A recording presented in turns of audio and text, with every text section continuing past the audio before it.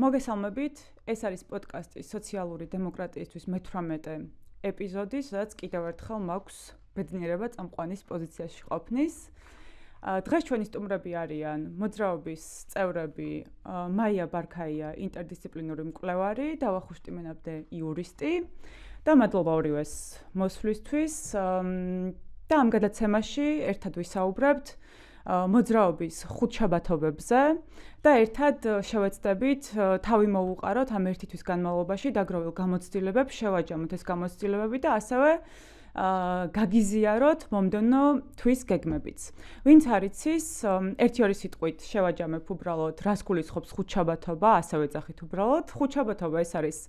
აგერ უკვე ერთი თვის განმავლობაში, ერთი თვის წინ შემუშავებული ერთგვარი მეთოდი, რომლითაც მოძრაობა ვახერხებთ, რომ საზოგადოებას ყოველკვირეულად სხვადასხვა თავშეყრის ადგილებზე შევხვდეთ, მათთან ვისაუბროთ, გავცვალოთ მოსაზრებები და გავარკვიოთ ასევე რა არის ის ინტერესის საგანი და მათ შორის გამოწვევები საზოგადოებისთვის, რომელსაც თავადვე აღნიშნავენ ჩვენთან საუბარში. ამ მეთოდისთვის ასევე გადავწყვიტეთ, რომ პირველ რიგში იმისთვის, რომ შეგვძლებოდა პირველადი ინტერაქცია დაგვემყარებინა გამლელებთან, გვჭირდებოდა რაღაცა ხელსაწყო და გაზეთების დარიგება გადავწყვიტეთ, რომ შესაძლებელია ყოფილიყო აი ეს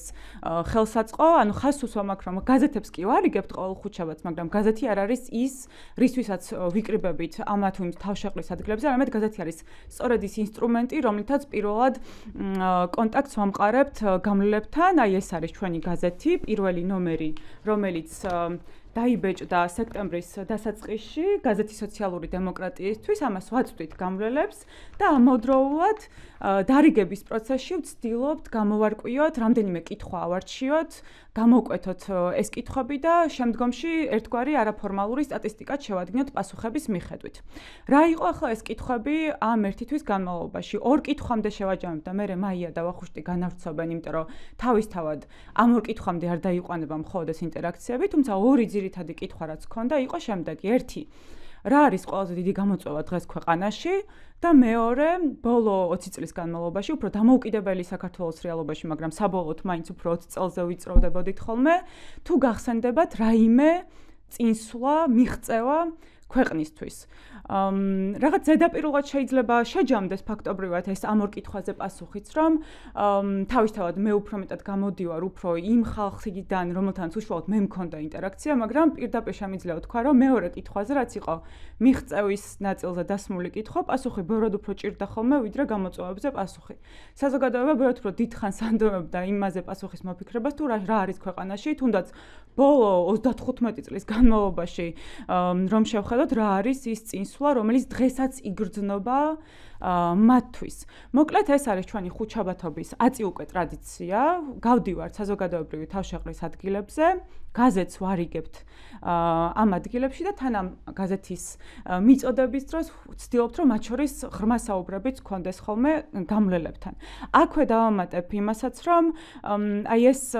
გასვლები წინასწარ არ ვაანონსებთ ხოლმე, ძალიან მნიშვნელოვანია ის, რომ ეს ყველაფერი რაც ხდება იყოს სრულიად ბუნებრივ გარემოში, არანაირი წინასწარი დათქმა ამა თუ იმ შეკრების ადგილის არ ხდება და ვინც იმ მომენტში იმ ადგილას მოხვდება, სწორედ მათთან ვცდილობთ კონტაქტის დამყარებასაც. ეს ძალიან ზედაპირულად რომ შევაჯამოთ ამ უკვე ტრადიციად ქცეული ხუთშაბათობის ამბავი, მაგრამ მაია შენთან გადმოვალ უფრო რომ თუ შეგიძლია უფრო უკეთ განავრცო ზოგადად რას გულისხმობს ეს ხუთშაბათობა თან შენით იმიტომ ვიწყებ რომ განსაკუთრებით დიდი ენერგია გაქვს ჩადებული თავად თვითონ ამ კონცეფციის შემუშავებაშიც და თუ შეგიძლია რომ მაყურებელს რომელიც რომ წარმოვიდგინოთ რომ არ იცის ჯერ არ მოხვედრილა იმ პუნქტში სადაც შეიძლებოდა მას შევხვედროდეთ და გაზეთი კარგად გლას ჯერ არ მოხვედრილა რომ ავუხსნათ საერთოდ რატო გადავწყვიტეთ როგორც მოძრაობამ რომ ასეთი აქტივობა დაგვენერგა და რა მნიშვნელობას ხედავ შენ თავად ამ აქტივობაში. ჯერ ხუთშაბათობით დავიწყოთ და მერე ხუთშაბათობით შეგვიძლია დანარჩენ აქტივობებსაც გადავწყვეტთ.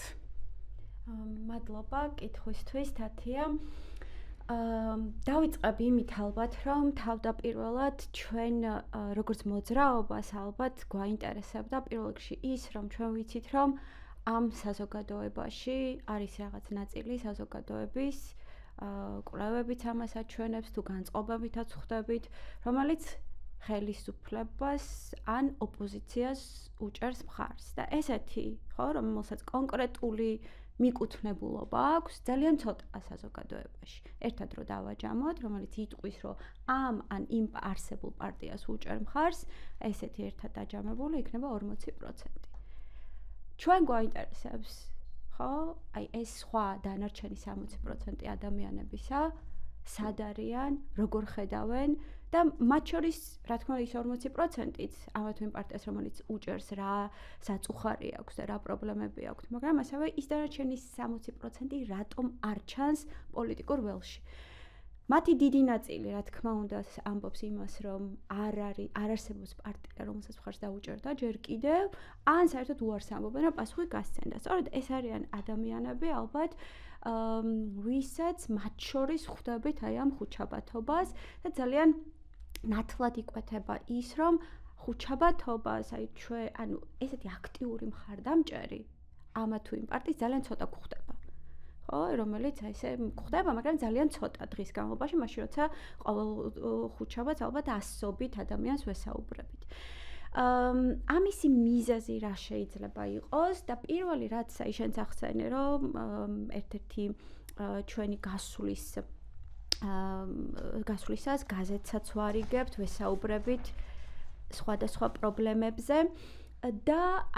მათ შორის ვეკითხებით მათ რა არის მათთვის მთავარი პრობლემა იმისათვის რომ ეს შემდგომში შემდეგი თვის ნომერში ავსახოთ ეს პრობლემები და შესაბამისად ორმხრივი იყოს და ეს არ იყოს მხოლოდ მონოლოგი ჩვენ არ გვაინტერესებს მხოლოდ რაღაც გაზეთების დარიგება ან ჩვენ შესახებ ინფორმაციის გავრცელება არამედ ჩვენ გსურს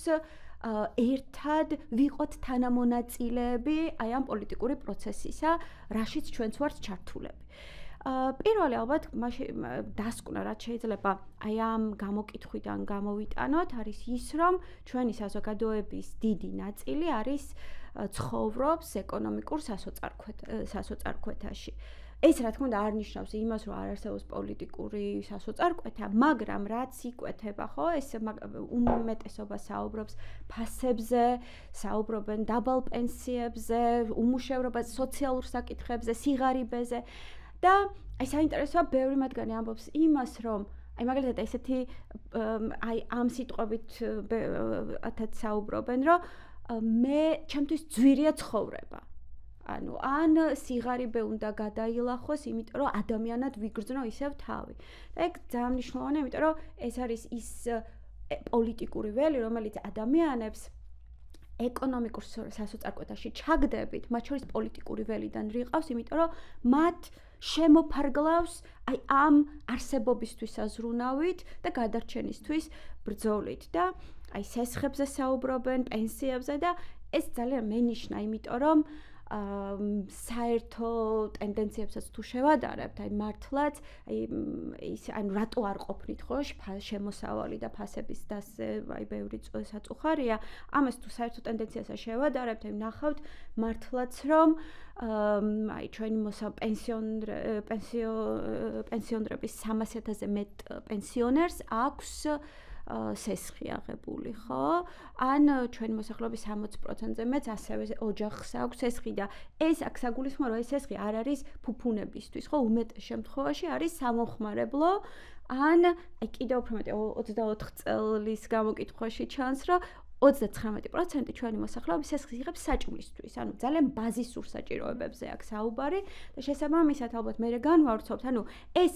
ნიშნულოვანია ჩვენ პირველში გვაინტერესებს როგორ იკვეთება ის ეკონომიკური სასოწარკვეთა რომელშიც ჩვენი მოსახლეობა ცხოვრობს იმ პოლიტიკურ სასოწარკვეთასთან რომელშიც ასევე ვართ იმიტომ რომ ამ პრობლემებზე საუბრის მიუხედავად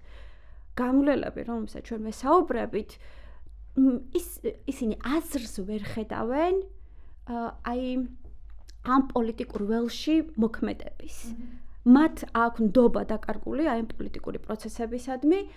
და აი ეს ორი ერთმანეთთან გადაჯაჭვულია, იმიტომ რომ ისინი ამ არსებობისთვის ბრძოლაში არიან ჩართული, მათ არ აძლევთ აი პოლიტიკურ ველში ხმის გაჟღერების და მნიშვნელობის შესაძლებლობასაც და აი ეს პოლიტიკური ელიტა ყოველმხრივ გვეუბნება და გვაჯერებს თითქოს ჩვენ ძალა არ აქვს მაშინ როდესაც რომ არა ხალხი ამ პოლიტიკურ ელიტას არც ექნებოდა ეს ძალა და ალბათ აი ამ შეხვედრების აი ესე შევაჯამებდი ამ ხუთშაბათობის ერთ-ერთი მნიშვნელოვანი ასპექტი ის არის რომ ჩვენ მოქალაქეებმა შევძლოთ, ანუ დავარწმუნოთ ერთმანეთით, რომ ჩვენ გვაქვს ძალა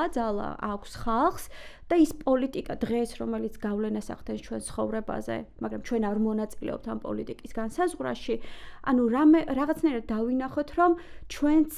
შეგვიძლია, ჩვენზეა ძალიან ბევრი რამ დამოკიდებული და ჩვენ უნდა ვიყოთ თანამონაწილე და თანაშემოქმედი ამ ქვეყნის შენებაში და ანუ მხოლოდ ობიექტები არ უნდა ვიყოთ პოლიტიკის სამიზნე, ხო, პასიურები, არამედ უნდა ვიყოთ მის ქმნაში ჩართული და ამის აზრი უნდა დავინახოთ და ამაში უნდა დავეხმაროთ ერთმანეთს. აი მაია მახსენა თავარი დეტალი ფაქტობრივად ხო ამ გამოკითხვის გარდა იმისა რომ შევძლოთ ერთმანეთ ურთიერთგაცვლა იდეების თუ წუხილების ასევე თვითონ გაზეთის ამოსავალი ასპექტი არის ის რომ ამ გასვლებით მთავარი საკითხები რაც გამოიკვეთება აუცილებლად შემდგომ ნომერში იქნება გათვალისწინებული მთავარი თემა რაც შემდგომი ნოემბრის ნომრის მთავარ თემად არის სწორედ ფასები რადგან ეს იყო ის საკითხი რომელიც ყველაზე ხშირად ამოდიოდა ზედაპირზე მაგრამ ეხლა შევაჯამოთ ალბათ ძალიან მოკლედ მთავარი საკითხები რომლებიც გამოიკვეთა აი ამ გამოკითხვას ვერ დავარქმევ ხო ურთიერთგაცვლის ფონზე ფასები როგორც ვახსენე რადგან ყველაზე ხშირად ეს გამოიკვეთა ეს საკითხი ამიტომ მომდევნო ნომერში ამაზე გვექნება საუბარი პოლარიზების გახლეჩის ნაწილი პენსია ანუ ის რომ პენსია არ არის საკმარისი და პენსიონერებს ის თანხა რომელიც ყოველთვიურად მათ სახელმწიფოსგან ეკუთვნით არაფრით არ ყოფნით ზოგადად სოციალური საკითხები ეს უფრო ზოგად ჭრილში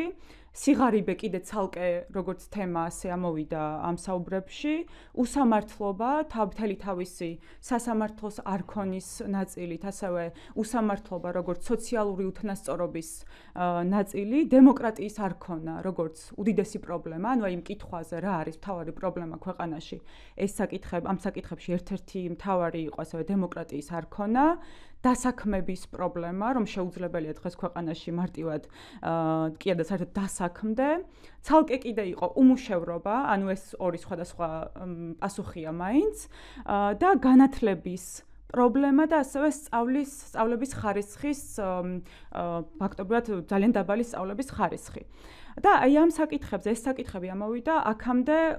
შემდგომ ლოკაციებზე. ვაგზალი, სადაც ორჯერ ვიყავით ვაგზლის მოედანი, მათ შორის დეზერტირების ბაზარი, დიდუბე და მარჯანიშვილი და ჭავჭავაძის მოედანი, სადაც საუნივერსიტეტო სივრცეების წინ დავარიგეთ გაზეთი და მათ შორის აი ეს ინფორმატიული პროკლამაცია, რომელიც სახელდახელოდ ჩვენი განათლების ჯგუფმა, რომელზეც იმუშავა ჩვენი განათლების ჯგუფმა, მას შემდეგ რაც პრემიერმა დაანონსა აწი უკვე ოფიციალურად განათლების რეფორმა და სწორედ ეს საინფორმაციო პროკლამაციაც ამისთვის დაიბეჭდა, რომ საუნივერსიტეტო სივრცეების წინ ინფორმაცია მიგვეწოდებინა, როგორც თავად აკადემიაში მოღვაწე საზოგადოებისთვის, ასე სტუდენტებისთვისაც და თუ შეგიძლია ვახუშტი, შენ როგორც ყველა ამ ლოკაციაზე მყოფმა მოძრაობის წევრმა, შეგვიჯამო, რაიმე ტიპის განსხვავებები თუ იყო ამ ლოკაციებს შორის, რა იყო ყველაზე მნიშვნელოვანი და საინტერესო და განსაკუთრებით აი რეფორმასთან მიმართებით სტუდენტებთან კომუნიკაციაში თუ იყო ისეთი საკითხები, რომლებიც შეიძლება მაგალითად დიდუბეში ნაკლებად შევხვედროთ ან ვაგზლის მოედანზე. სპეციფიკა რამდენად ჰქონდა თავად ამ ლოკაციებს? რა თქმა უნდა, საუნივერსიტეტო სივრცე განსხვავებული არის, იმიტომ რომ იქ ახალგაზრდები, სტუდენტები უფრო სწორად არიან კონცენტრირებულები თავისი სპეციფიური ინტერესის, მით უმეტეს როდესაც აი ამ პროკლამაციას ვარიგებდით, მაშინ სულ რამდენიმე დღის დაანონსებული იყო ეს განათლების ეგრეთ წოდებული რეფორმა და ინტერესი იყო ძალიან მაღალი ორივე უნივერსიტეტთან, როგორც თესეუსთან ისე ილიას უნივერსიტეტთან დავარიგეთ ეს პროკლამაციები და ძალიან სწრაფად ძალიან ბევრი პროგრამაცია გავრცელდა, სტუდენტები დაინტერესებულები იყვნენ, თუმცა არა მხოლოდ სტუდენტები, იქ აკადემიური პერსონალიც იყო და უბრალოდ გამვლელებიც. და ეს არის ერთი ჯგუფი და ერთი ადგილი, ხო? იმიტომ რომ რა თქმა უნდა სტუდენტები სხვა მაშინ მოძრაობენ, მაგრამ უნივერსიტეტის მიმდებარედ სხვანაირად არის მათი დრო გადანაწილებული, ხო? თუ თქვა სადღაც ვაგზალზე შეიძლება გამოიეროს, მაგრამ ეჩქარებოდეს ან მარჯანიშვილზე სადღაც უნივერსიტეტში მეტი დრო აქვს და უფრო ვრცელი დიალოგის შესაძლებლობა იკვეთებოდა. და ეხლა რაც შეეხება სხვა სივრცეებს, ისინი მეტნაკლებად გავდა ერთმანეთს, მაგრამ იყო ასევე სხვაობებიც, მაგრამ ყველაზე მნიშვნელოვანი იყო ის, რომ შეხვედრიდან შეხვედრამდე იზრდება საზოგადოების ინტერესი. აი პირველ ჯერზე თუ 250 გაზეთი დარიგდა, გუშინ უკვე 500 გაზეთი დავარიგეთ, ხო? პირველ ჯერზე უფრო ნაკლები დარიგდა, 150 დარიგდა. და იქიდან რამდენი იყო, რომელსაც მოყვებოდა საუბარი? საშუალო. არა, საუბარი თითქმის ყველას მოყვება ხოლმე, იმიტომ რომ ჩვენი ამოცანა მთავარი გაზეთის დარიგება კი არ არის, მთავარი არის კომუნიკაცია, მთავარი არის გაცვლა მოსაზრებების, მთავარი არის საუბარი, აი იმ მეთოდოლოგიის შესაბამისად, რომელიც მოამზადა მოძრაობამ, რა თქმა უნდა, ეს მეთოდოლოგია ყველა იმ წევრისთვის არის ცნობილი, ვინც ამაში არის ჩართული და ათეულობით ჩვენი წევრი არის ყოველკვირეულად ამ პროცესში ჩართული. ხო, რატო ქვია ხუთშაბათობა, ეგ არ გითხოს, იმიტომ რომ ძნელი გამოსაცნობი არის ყოველ ხუთშაბათს ვაკეთებ. და ესე მოფერებით ხუთშაბათობა დავარქვით. არა, არ გითხო. შეიძლება. რაც შეეხება, ხო, და ეს ჩვენი ამოცანა არის საუბარი, რატომ? იმიტომ რომ ჩვენ დღეს ყველაზე მეტად გვაკლია, ეს არის პირისპირ კომუნიკაცია მოქალაქეებს. აი ამ თანამედროვე ტექნოლოგიების განვითარებამ ერთის მხრივ და მეორეს მხრივ პროპაგანდის მანქანა მის მოახერხა, რომ აი ამ სიძულვილს, კონფლიქტს და საზოგადოების გაყოფას უწყობს ხელს სწორედ ეკრანების მეშვეობით და ჩვენ გვინდა რომ პირისპირ კომუნიკაციით აღვადგინოთ ის რაც პროპაგანდამ გახლიჩა საზოგადოებაში და მართლაც უამრავი ადამიანი გვხვდება უამრავი სხვადასხვა პოლიტიკური გემოვნების არიან ქართული ოცნების მხარდამჭერებიც, ნაციონალური მოძრაობის მხარდამჭერებიც, ყველაზე მეტი ისეთი, ვისაც არც ერთის გაგონება არ უნდა და ვახერხებთ იმას, რომ მიუხედავად ამ განსხვავებისა, ხო, არც ნაციონალური მოძრაობის მომხრეები ჩვენ, არც ქართული ოცნების მომხრეები ვართ, ხო, არც სხვა პარტიების, მაგრამ კი ბატონო, მაგრამ მათ მომხრეებთან ჩვენ ვახერხებთ იმაზე ლაპარაკს, რა საერთო პრობლემები გვაქვს. და ამაზე, აი ამ პოლიტიკური განსხვავების მიუხედავად, იმაზე საუბარს რა გვაწუხებს ყველას ერთნაირად და როგორ უნდა გადაიჭრას ეს პრობლემები, რაც ყველას ერთობლივად გვაწუხებს. ამიტომ ეს არის უნიკალური გამოცდილება და ყველა ჩვენი წევრი მაგას ამბობს, რომ ეს ამ შეხვედრის შემდეგ ყველას მიუხედავად იმისა, რომ ძალიან დამღლელი არის, წარმოიდგინეთ, ხა დღეში შეიძლება ერთ ადამიანს მოუწიოს 20-30 მოქალაქესთან სულ ცოტა 10-15 წუთიანი ლაპარაკი და ეგ არ არის ენერგიის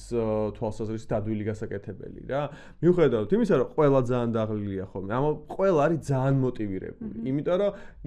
ის რომ ფიზიკურად შეიძლება ენერგიას გასვლას, იმიტომ რომ საქმეს აკეთებ, ხო? მაგრამ ამავდროულად გაძლევს იმდხელა ემოციურ რესურსს, რომ აი ყველა ცალსახად მაგას აღნიშნავს, რამდენად შთამაგონებელი და მოტივაციის შემქმნელი არის ამ პროცესში მონაწილეობა, მხოლოდ იმიტომ, რომ ხვდები ადამიანს, რომელიც შენს იმ პრობლემაშია, რომელიც შენ გაქვს, ხშირ შემთხვევაში ისე უყურებს, როგორც შენ უყურებ და ეს გაძლევს ძალიან ბევრ პოზიტიურ ენერგიას, მაშინ როცა უყურებ აი ამ ეკრანს და იქ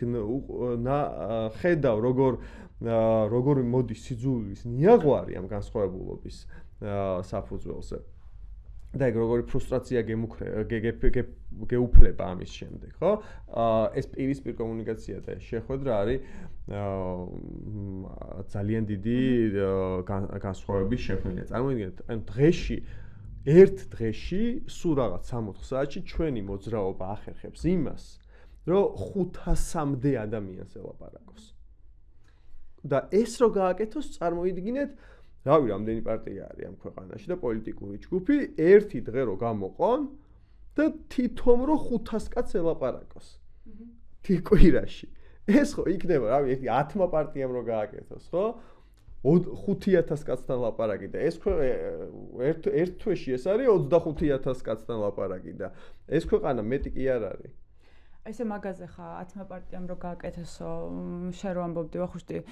ხშირად როცა მათ შორის ოპოზიციური აქამდე არსებული 2024 წლამდე არსებული ოპოზიციური პარტიების კრიტიკაზე გვაქვს ხოლმე საუბარი და მით უმეტეს უკვე ძალაუფლებაში მყოფ პოლიტიკოსებზე ბოლო ერთ თვის განმავლობაში უფრო მეტად ბრუნდება ხოლმე პასუხი, რომ რაზე გაქვთ საერთოდ ლაპარაკი, აწი პარტიების გაუქმებაზე მიდგა საქმე და მთელი ეს ამბავი და მათ შორის რამდენჯერმე კითხვაც კი დასმულა. ხომ არ არის პრინციპში ეს პოლარიზებაზე რო ლაპარაკობთ, ხომ არ ვუგდებთ ასე ვთქვათ არგუმენტს მათ შორის ქართულ ოცნებას, რომ აგერ პოლარიზების აღმოფხრისთვის საკეთებს ამას ის პარტიები, რომლებიც მონიშნულები არიან სხვადასხვა პოლუსებად, მათ გააუქმებ რაღაც მომენტში და პრინციპში ეს შეიძლება იყოს კიდეც პოლარიზების აღმოფხრის საფუძველი, ხო? და აქვე უნდა ითქვას, რომ მათ შორის ხუთშაბათების აი ამ შეხვედრებზეც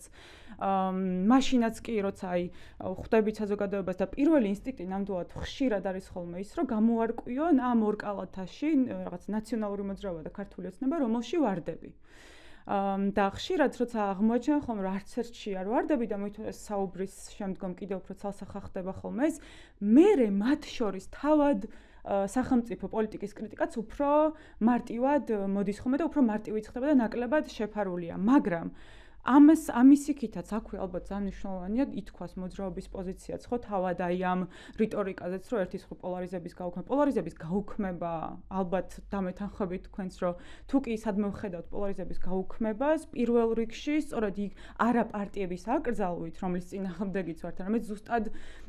იმ ასე ვთქვათ ინსტრუმენტის და ხელსაწყოს დაბრუნებით საზოგადოებისთვის, რომლითაც პოლიტიკა უნდა იწარმოებოდეს. ხალხი რატომ შეძლებს პირველი ყველაზე ბაზისური რაც არის არჩევნებში შეძლოს თავისი აზრის დაფიქსირება და შემდგომ ამან პოლიტიკაზე ასახვა ჰპოვებს, ეს არის ის რაც რაღაც მომენტში აი ამ ორპარტიულობას დაასრულებს და არა რომელიმე პარტიის აკრძალვა და პრინციპში აი ამ ორპარტიულობაზე საუბრის პროცესშიც ხუთშაბათობის აი ამ საუბარში ძალიან საინტერესოა ხოლმე იმაზე საინტერესო და მნიშვნელოვანი მოსმენა იმის როგორ მიუხედავად იმისა, ვის ემხრობა თუ არ ემხრობა საზოგადოება, როგორ მათ იკვეთება მათსავე საუბარში ის, რომ აი ეს ასე ვთქვათ, უკვე მოყრჭებული ოპოზიციური პოლიტიკური სეგმენტი თუ ქართულიც ერთმანეთის მკვებავად როგორ იკვეთება ხოლმე ზუსტად ისევ და ისევ გარკვეული თვალსაზრისით არსებული დღის წესრიგი შენარჩუნების პროცესში. ამ ხრივ მაია ხომ არ გექნება კომენტარი, აი პოლარიზებასთან მიმართებით უშუალოდ, ასევე დაკვირვებაც, ხო, აი მათ შორის რაღაც მომენტში საინტერესოა ჩვენ თვითონ როგორ ვიქცევით ასეთ დროს, საკუთარ თავზეც დაკვირვება ასეთ მომენტში, ხო არ არის რაიმე საინტერესო ნაწილი, რაც შეგვიძლია რომ გავაზიაროთ მსმენელთან. ალბათ პირველ რიგში რაც ესეთ ნათლად ჩანს ამ საუბარში არის ის, რომ აი შენ რაც ჩამოთვალე ხო, პრობლემები რაზეც საუბრობენ, ძირითადად მატერიალურია, ხო? ძირითადად მატერიალურია და გამონაკლის წარმოადგენს ორი რამ, ანუ არის ბევრი საკითხი, რაზეც საუბრობენ, მაგრამ რაც ესეთ დომინანტურად და ხშირად მეორდება. ესაა დემოკრატიის არქონა, ოღონდ აქაც საგულისხმოა ის, რომ ისინი არ საუბრობენ, რომ დემოკრატია დავკარგეთ. ეგ ძალიან საგულისხმოა, ისინი ამბობენ, რომ დემოკრატია არ გვაქვს და არ გვქონია, ხო? ჩვენც მოძრაობის ხედვაც ეს არის, მაგრამ საინტერესოა, რომ ისინი არ საუბრობენ იმ დროზე, როდესაც ოდესმე დემოკრატია ჰქონდათ 90-იანებში ან 2000-იანებში. ეს ერთი და მეორე, რაც უფრო ხშირად რაზეც საუბრობენ, რაც შენახსენე არის, ესე იგი, არამატერიალური ასპექტებიდან, ეს არის საზოგადოების გახლეჩა, ურთიერთობის დაკარგვა, ნდობის დაკარგვა და ეს უფრო შედეგია იმისა, ანუ აჩვენებს კარგად, როგორ აწუხებს საზოგადოებას ის ატომიზაცია და ფრაგმენტიზაცია, ანუ გახლეჩა, რასაც ვთქვათ, რაზეც უკვე ისაუბრა ვახუშტი, ხო, რასაც ოცნების პროპაგანდა ეწევა.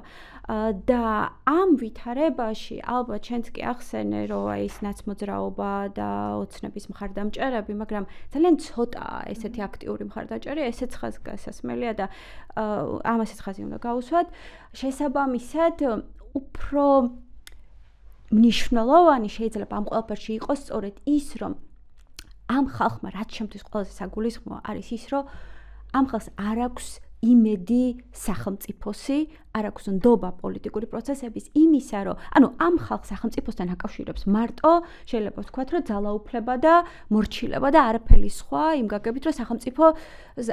არც ფიქრობს, რომ სახელმწიფო იზრუნებს მის კეთილდღეობაზე, იმიტომ რომ არც არასოდეს უზრუნია სახელმწიფოს 70 წლის განმავლობაში მის კეთილდღეობაზე. შესაბამისად, მათი ხმა მუდმივად არავის არ ესმის პოლიტიკურ ელიტას,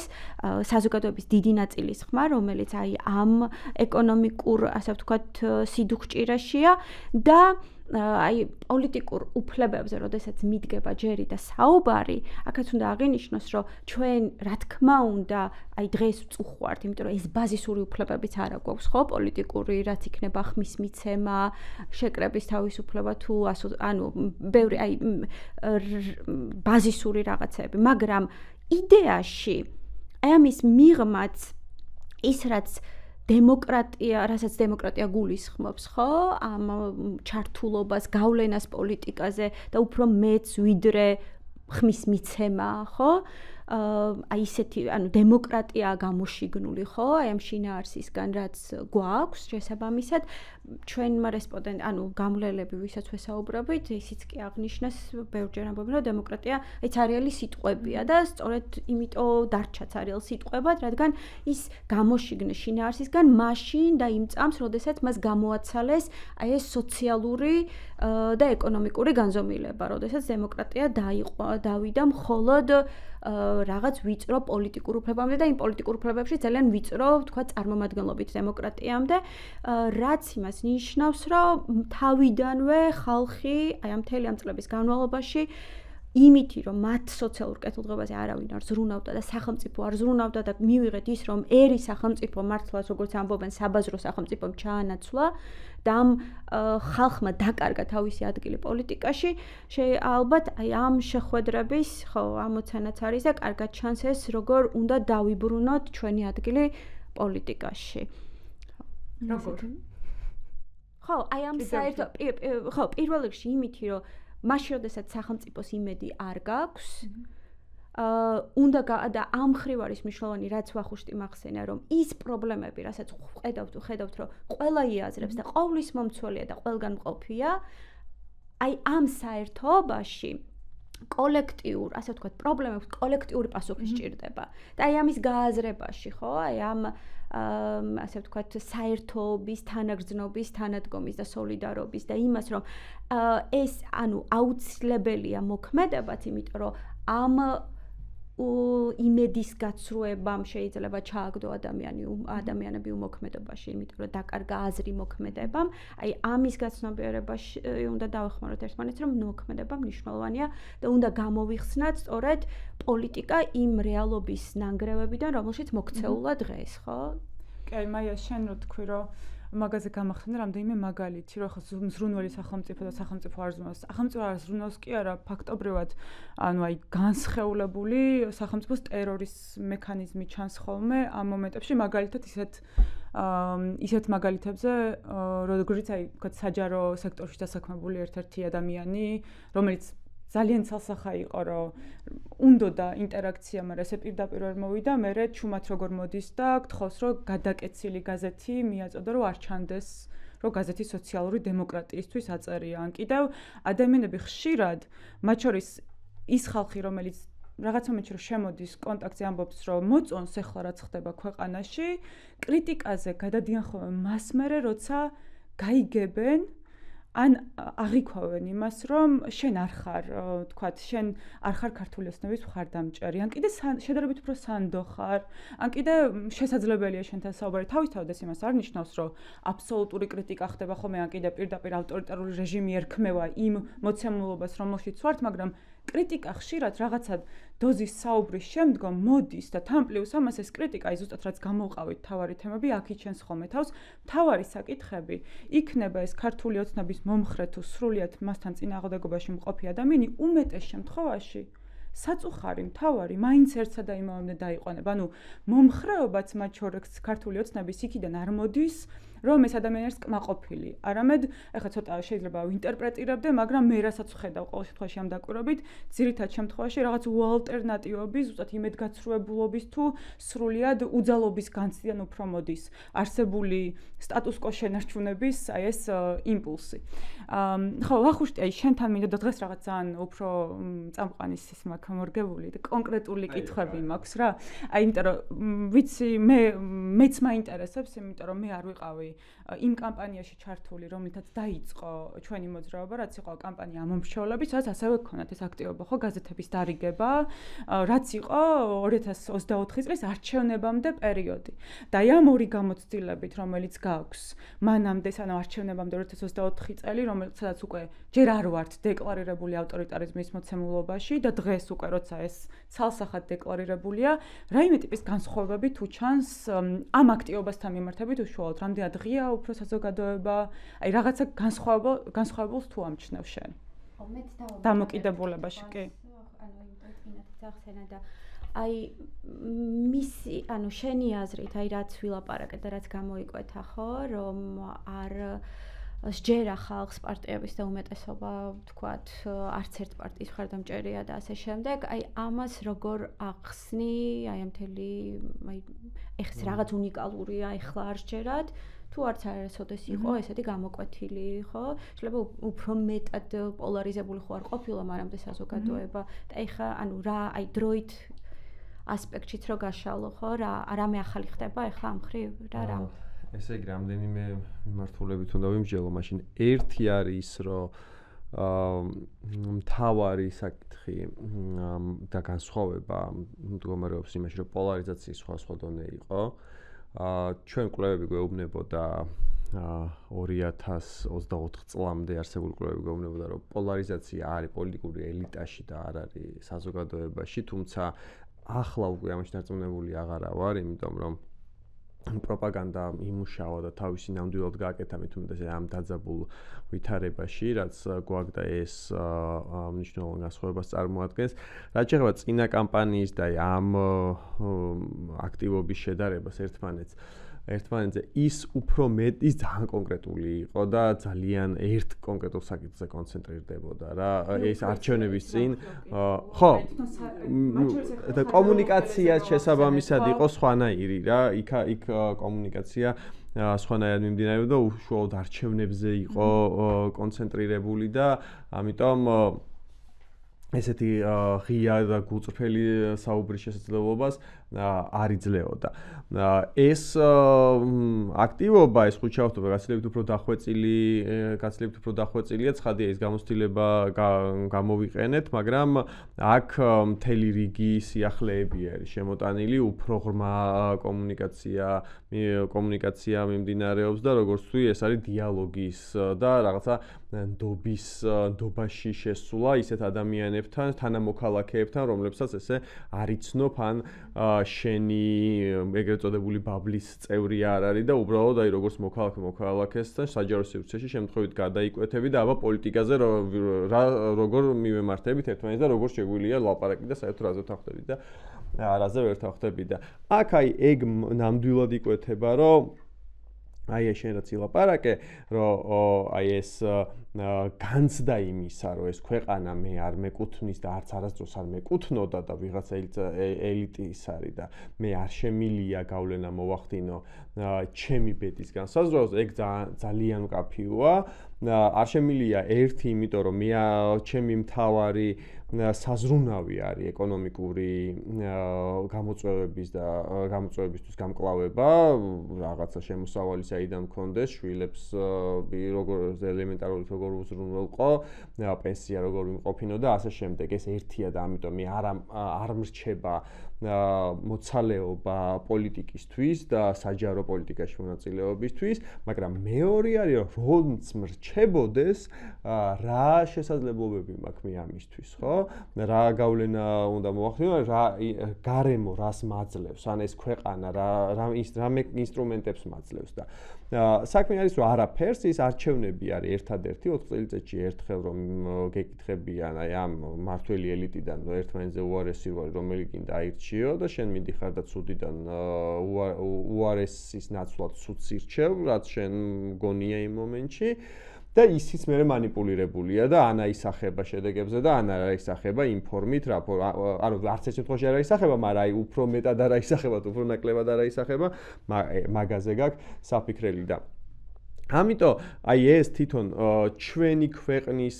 მართვაში, უბრალოდ ჩვენი თავის მართვაში ჩვენ თვითონვე რა როლი გვაქვს ეგ ძალიან მნიშვნელოვანია და რა ინსტრუმენტებს გვაძლევს ეს მარტო არჩევნები თუ კიდევ სხვა ჩემს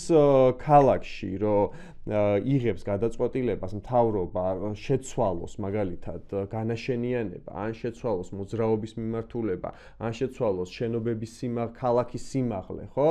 ან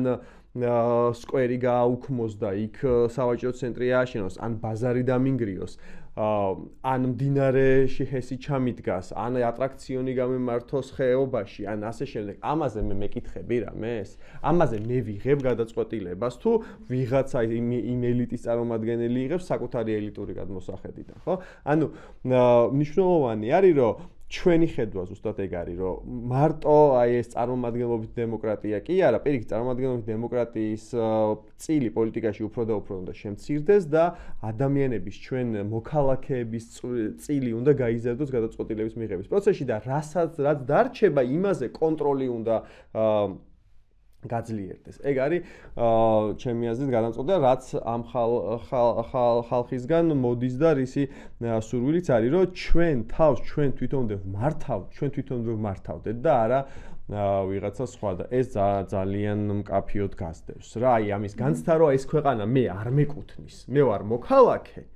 მაგრამ არ მეკუთვნის ეს რა, ვიღაცა სხვისია და მე უბრალოდ აქ გადარჩენისთვის ვიბრძვი რაღაცა დღიდან დღემდე.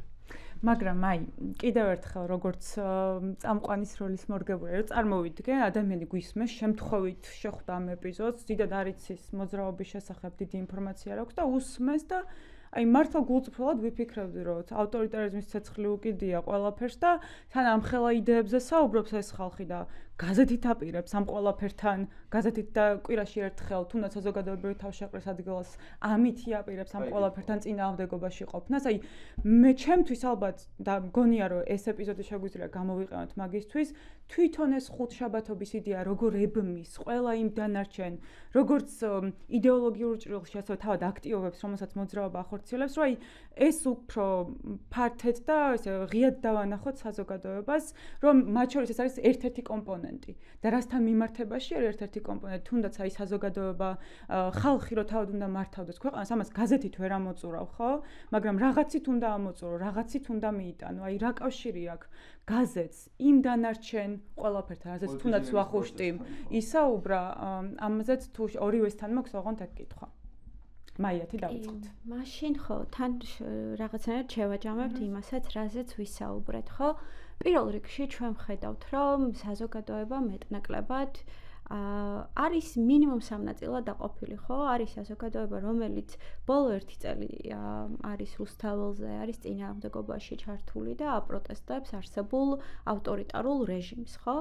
ჩვენ მათთან გვაქვს საერთო რა ჩვენც ამ ავტორიტარულ რეჟიმს ვაპროტესტებთ და ჩვენც ვისწრაფვით და ვიბრძვით დემოკრატიისთვის, ოღონდ შეიძლება სხვანაირი დემოკრატიისთვის ვიბრძვით ყველა ჩვენგანი, ხო? ჩვენთვის მნიშვნელოვანია ეს დემოკრატია იყოს უფრო ჩართული, პირდაპირი და სოციალური აუცილებლად, ხო? და შესაბამისად ხო, ეს არის ერთი ასპექტი, უკვე აქტიური საზოგადოება და ჩვენ როგორც მოძრაობა, აი ამ პროცესში ვართ ჩართული და ეს მნიშვნელოვანია გავაგრძელოთ. მაგრამ ამის მიღმა არის მეორე ჯგუფი საზოგადოების, რომელიც არის ძალიან მათ შორის ამ უკმაყოფილებებით აღშფოთებული, აპროტესტებს მას, ეს იქნება ბალდა, საირმე, ჭიათურა თუ ასე შემდეგ, სადაც ამ მდინარეს აბეტონებენ, ან ტყეს ასხვისებენ, ან მშრომელები არიან ექსპლუატირებულნი, ან საერთოდ ითხოვენ მათ. და აი ამ პროცესში ეს არიან ადამიანები, ვისაც აქვთ უკმაყოფილება და ვინც ამის წინააღმდეგ ილაშქრებს და გამოდის და ხმას აღიმაღლებს, ხო? მათთან ჩვენ მეორე გზა გვაქვს როგორც მოძრაობა, ჩვენ ვცდილობთ, რომ აი ეს როგორც ჩვენც ასევე ვაპროტესტებთ უსამართლობას, ისინიც და შევკავშირდეთ, ხო? იმიტომ რომ შეკავშირება არის მნიშვნელოვანი მათ შორის საზოგადოებისთვის და სწორედ აი ამ საერთოობის გააზრებისთვის და იმისათვის, რომ ჩვენ საერთო კეთილდღეობაზე პასუხისმგებლობა ერთად ავიღოთ, ხო? იმიტომ რომ სწორედ ეს უსამართლობა ის რაც გვაერთიანებს, ხო? მის წინ. ეს მეორე ჯგუფი და მესამე არის დიდი ნაწილი ასევე საზოგადოების, რომელიც არც ერთ ჯგუფს არ მიეკუთვნება, მაგრამ არ ნიშნავს, რომ ოცნების მხარდამჭერია. არც იმას ნიშნავს, რომ რომელიმე ოპოზიციური პარტიის მხარდამჭერია და სწორედ აი ეს ჯგუფია, რომელსაც მათ შორის აი როგორ ვესაუბროთ, ან როგორ გავიდეთ, ხო, როგორ ვიპოვოთ ერთმანეთი და ერთ-ერთი გზა არის ეს ხუთშაბათობა, სადაც რამდენიმე ასეულს, ხო, 200, 300, 500 ადამიანს ესაუბრებით დღის განმავლობაში, მათთან ვცვლით მათ შორის საკონტაქტოებს, ჩვენს მოძრაობის გვერდსაც უზიარებთ, ჩვენს ნომრებსაც ზოგჯერ და ეს არის იმისთვის, რომ ეს არის ალბათ უფრო ის ჯგუფი ადამიანებისა, ხო, მათი ნაწილი ერთად გვაქვს საფიქრი იმაზე, როგორ დავიცვათ ის, რაც არასოდეს გქონია. იმიტომ რომ ისინი იაზრებენ, რომ აი არასდროს გქონია და ეს ყველაფერი აი ამ რეალობის მატერიალური სიდუხჭირის და ეკონომიკური სასოწარკვეთის ტყვეობაშია. დღეს მათ შორის დემოკრატიას და ერთად უნდა გამოვიხსნათ ეს დემოკრატია და რაღაც აი ამ მინიმუმ ამ სამ ჯგუფზე მუშაობ და სხვადასხვა ინსტრუმენტები გვაქვს და რა თქმა უნდა ხუთშაბათობა მხოლოდ ერთ-ერთია აი ამ იმ მრავალთაგან და იმ სხვადასხვა აქტივობებში, რასაც ჩვენ გეგმავთ და რასაც ვაკეთებთ. ამის დამატება ხომ არ გნებავთ? ძალიან მოკლედ დავამატებ იმას, რომ აი ეს სამი დონე მუშაობის ძალიან მჭიდროდ არის ერთმანეთთან კავშირში რა. ერთი მხრივ არის უკმაყოფილება, თუმცა ეს უკმაყოფილება არ არის მიმართული პასუხისმგებელი პირის წინააღმდეგ, არ არის გამოკვეთილი ის, ვინ არის პასუხისმგებელი და ამ შემთხვევაში ცხადია, რეჟიმი არის პასუხისმგებელი იმაზე, რომ ჩვენ არც დემოკრატია გვაქვს და არც ეკონომიკური კეთილდღეობა. მეორე მხრივ უკმაყოფილება არსებობს, უკმაყოფილება მიმართულია პასუხისმგებელი პირის მიმართ მოთხოვნებით აყენებული არის, თუმცა არ არის არ ხედავთ და არ გვხვდება ესე იგი შეთავაზება საზოგადოებისთვის ალტერნატივის.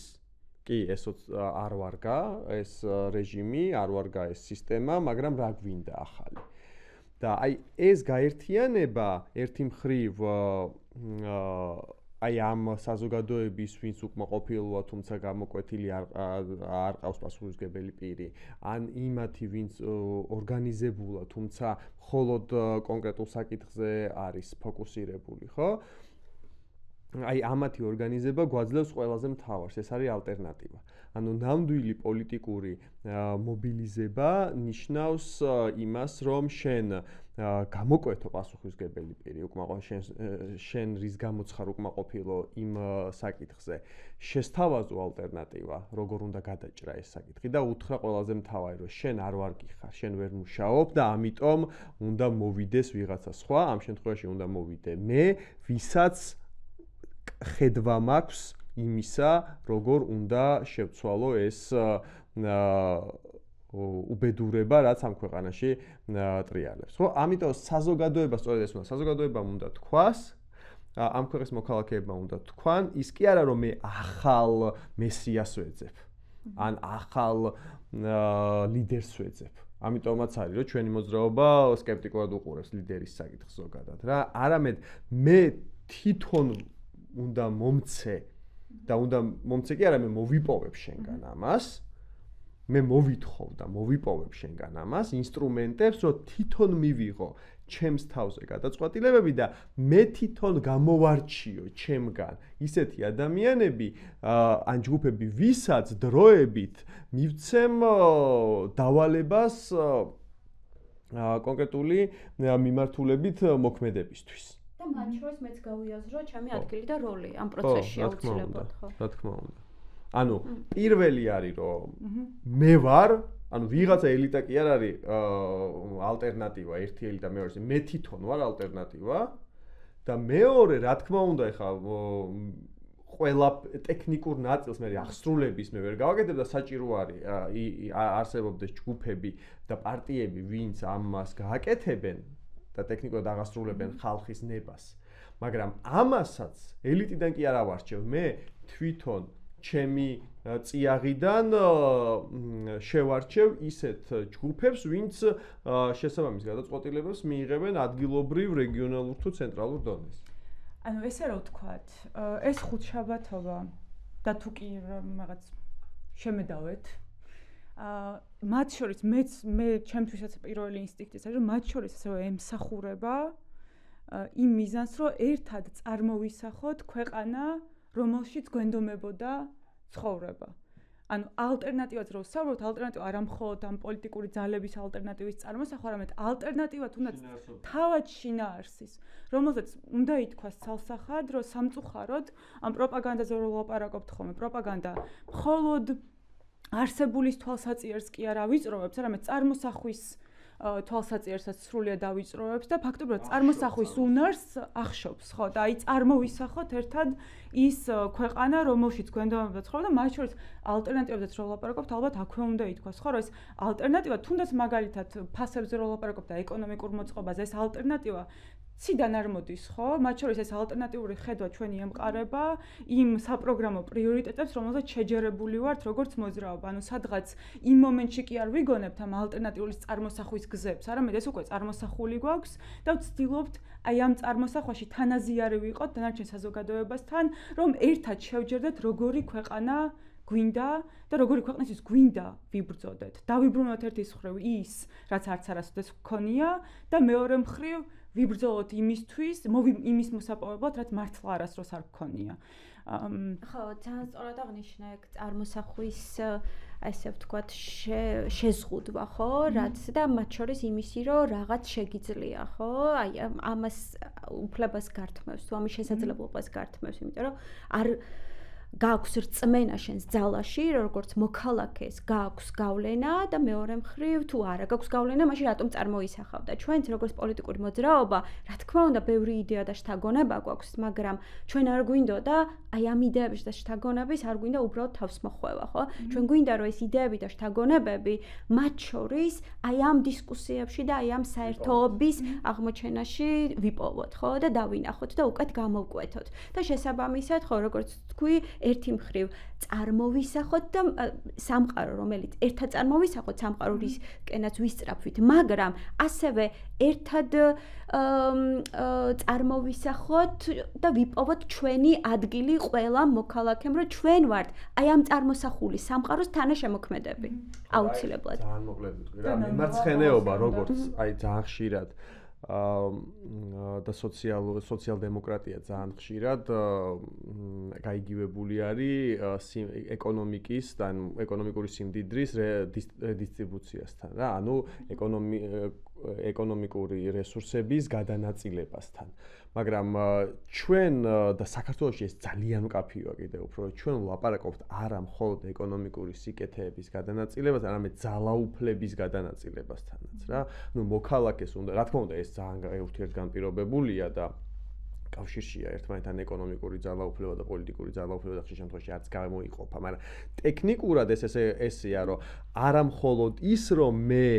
მქონდეს არა მხოლოდ ის, რომ პენსია სამართლიანი იყოს, იმიტომ რომ სიმდიდრე სამართლიანად გადანაწილდება და პენსიას უფრო მეტი მოუწევს, ან თქვათ ის, რომ სოციალური დახმარება, ან საჯარო მოხელის ხელფასი უკეთესი იყოს, ან სკოლის მასწავლებლის ხელფასი უკეთესი იყოს, არა მხოლოდ ამას განაპირობებს სოციალ-დემოკრატიული პროგრამა, არა მხოლოდ ის, რომ ეკონომიკური სიკეთეები გადანაწილდეს თანაბრად, არამედ ის, რომ ძალაუფლებაც თანაბრად გადანაწილდეს და ვიღაცა ერთ კონკრეტულ ჯგუფს, ან მხოლოდ პარლამენტში მყოფ ელიტურ